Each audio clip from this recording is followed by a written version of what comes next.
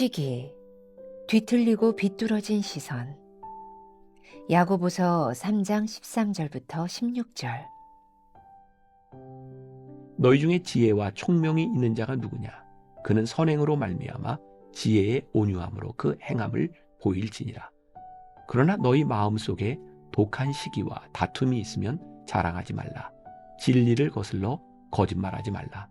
이러한 지혜는 위로부터 내려온 것이 아니요 땅 위의 것이요 정욕의 것이요 귀신의 것이니 시기와 다툼이 있는 곳에는 혼란과 모든 악한 일이 있습니다. 시기는 보는 것에서 시작됩니다. 시기는 자세히 보다라는 뜻의 라틴어 인비디아에서 유래됐습니다. 다른 이들의 행복을 보면 불행해지는 것이 시기입니다. 질투와 시기는 비슷한 듯 다릅니다. 나에게 초점이 있는 질투는 부러움을 기반으로 한 경쟁, 열정 등을 불러일으키는 긍정적인 측면이 있지만, 남에게 초점이 있는 시기는 상대방을 결국 망하게 만들려는 야비하고 추악한 마음의 죄입니다.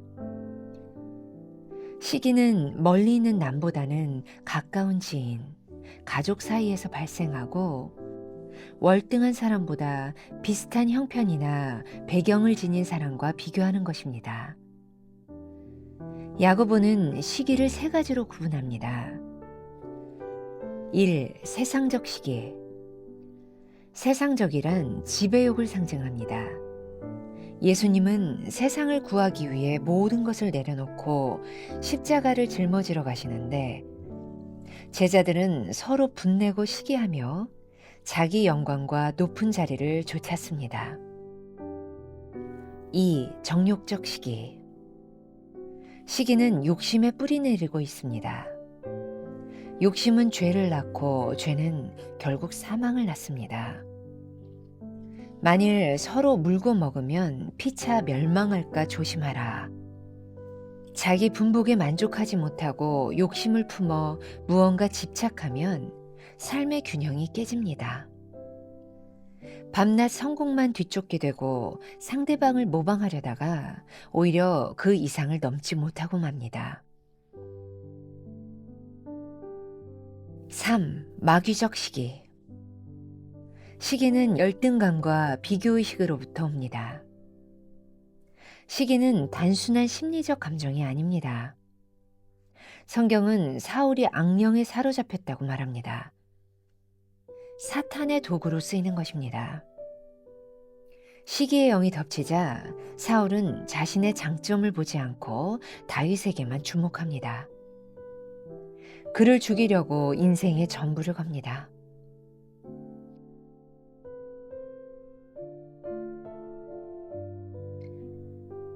서로 시기하며 피차 망하고 있지 않습니까? 남을 망하게 하는데 온 몸과 온 마음을 쏟고 있지 않습니까? 남을 주목하느라 나의 분복, 나의 장점을 잃고 있지는 않습니까? 오늘은 1월 7일입니다. 자, 기억하시죠? 우리가 계속 1월 한 달 동안 두 가지 길에 대해서 이야기하고 있습니다. 생명의 길과 죽음의 길. 어제 그제 이틀을 통해서는 우리가 교만에 대한 이야기를 했죠. 죽음의 길에 이르는 교만과 교만을 극복하는 것, 겸손을 통해서 극복할 수 있다. 오늘 두 번째 시기에 대한 이야기를 함께 나누게 됩니다. 하나님의 숨결. 오늘 우리들이 하나님의 숨결과 함께 시기가 얼마나 잘못됐는지를 깨닫는 것, 내일 또 시기를 이기는 방법을 배우는 것도 우리들에게 큰 유익이 되리라고 생각합니다. 자, 시기는 뒤틀리고 비뚤어진 시선이다. 자, 야고보서 3장 13절부터 16절 길지 않으니까 우리 한번 같이 볼까요? 너희 중에 지혜와 총명이 있는 자가 누구냐? 그는 선행으로 말미암아 지혜의 온유함으로 그 행함을 보일지니라. 그러나 너희 마음속에 독한 시기와 다툼이 있으면 자랑하지 말라. 진리를 거슬러 거짓 말하지 말라. 이러한 지혜는 위로부터 내려온 것이 아니요 땅 위의 것이요 정욕의 것이요 귀신의 것이니 시기와 다툼이 있는 곳에는 혼란과 모든 악한 일이 있습니다. 시기의 무서움을 야고보서 기자는 이야기하고 있죠. 자, 여러분들 교재에 보면 시기는 보는 것에서부터 시작된다라고 되어 있어요. 시기는 영어 단어 envy, 시기하다, 질투하다. 이 말의 뜻이 자세히 보다라고 하는 라틴어 invidia에서부터 유래했다는 거죠. 이 시기라고 하는 것은 우리들이 보는 것에 의해서 시작이 되는 거예요. 그런데 오늘 말씀 가운데 질투와 시기, 비슷한 것 같지만 조금 다르다고 하는 것을 우리들이 보려고 하는 겁니다.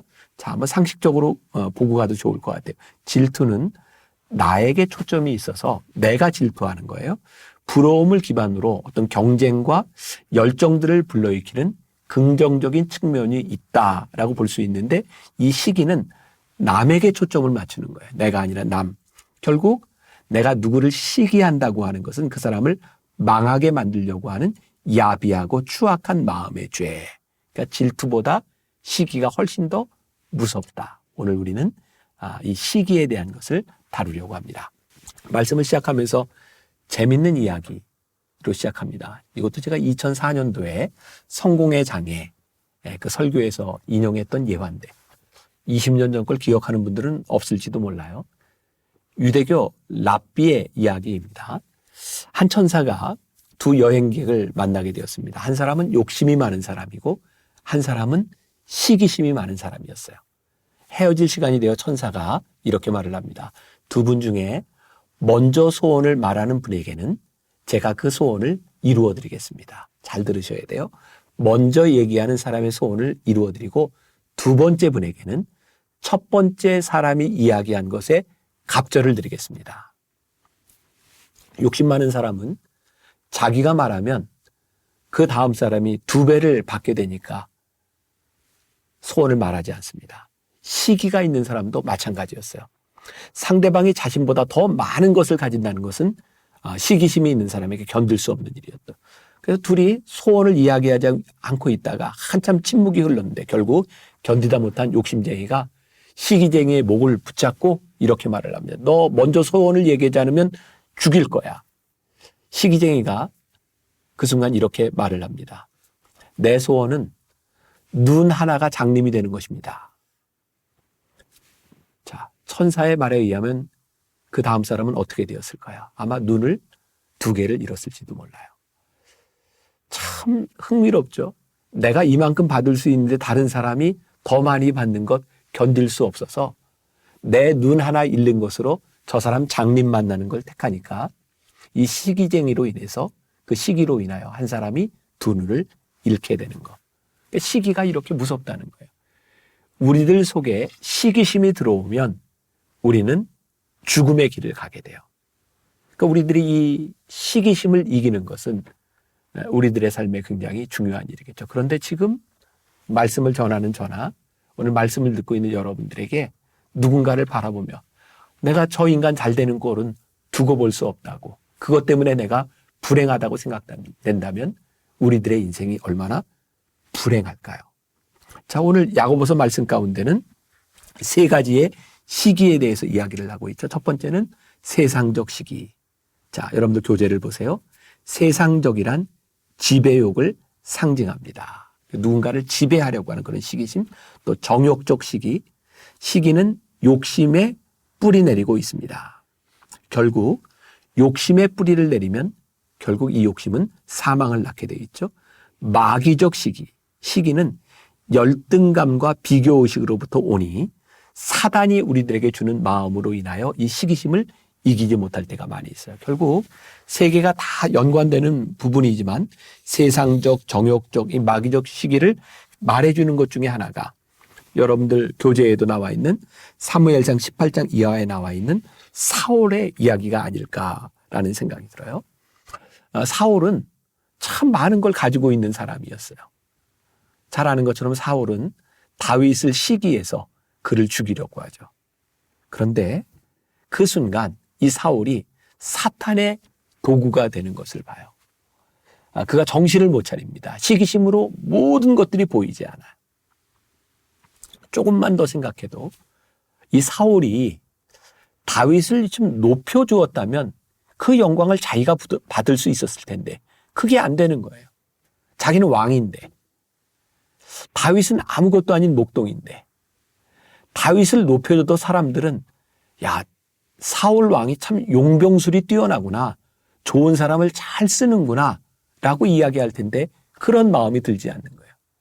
다윗은 참 약자였는데 그때부터 사울은 다윗을 죽이려고 하죠.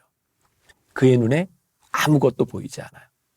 그리고 우리가 성경에서 봐서 아는 것처럼 사울은 왕이 될 때 사무엘이 기름을 부을 때 그에게는 많은 장점이 있었거든요. 일단 외모부터가 수려한 사람이었고, 사울이 왕이 될 때 그는 참 겸손하게 나는 자격이 없는 사람입니다 라고 이야기했던 사람이었고, 그러니까 사울은 충분히 하나님이 쓰실 수 있는 그런 사람이었어요. 근데 시기가 들어가니 다윗을 시기하기 시작하면서 그의 인생이 망가지기 시작하죠. 오늘 우리의 인생에 두 개의 길이 있어요.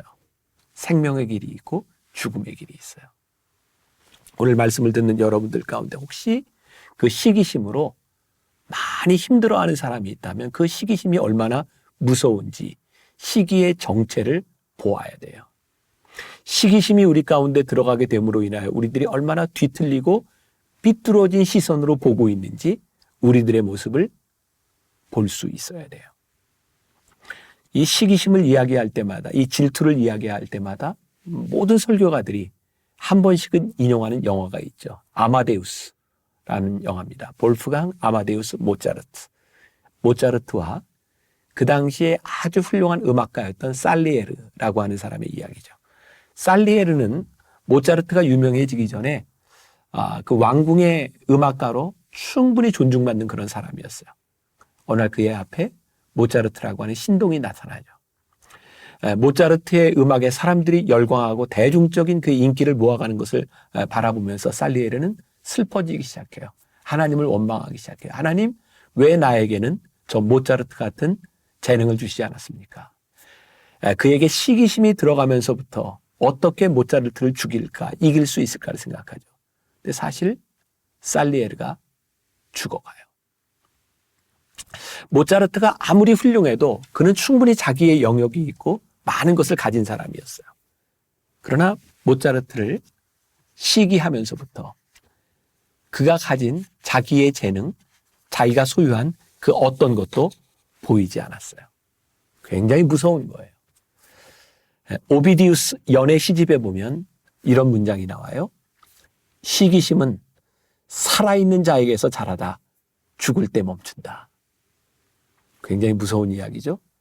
또 W. 윌시라는 사람은 이렇게 말을 합니다. 나는 내 실망은 견딜 수 있어도 남의 희망은 참을 수 없다.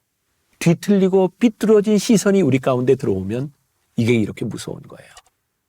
혹시 지금 우리들의 인생을 힘들고 버겁게 하는 것이 이 시기심 때문은 아니지, 누군가를 미워하는 이것이 시기심 때문은 아니지, 오늘 우리들의 모습을 제대로 잘 볼 수 있기를 원하고, 오늘 우리의 모습을 볼 수 있다면 희망이 있지 않을까요? 이 시기심을 이기는 방법도 우리들이 찾을 수 있지 않을까요? 오늘 우리는 하나님의 숨결을 통해서 우리들 속에 있는 뒤틀어지고 비뚤어진 우리들의 모습을 볼 수 있다면 이것 자체가 오늘 우리들에게 큰 축복이 되리라고 생각합니다. 내일 시기를 이기는 방법을 함께 묵상하도록 하겠습니다. 기도하겠습니다.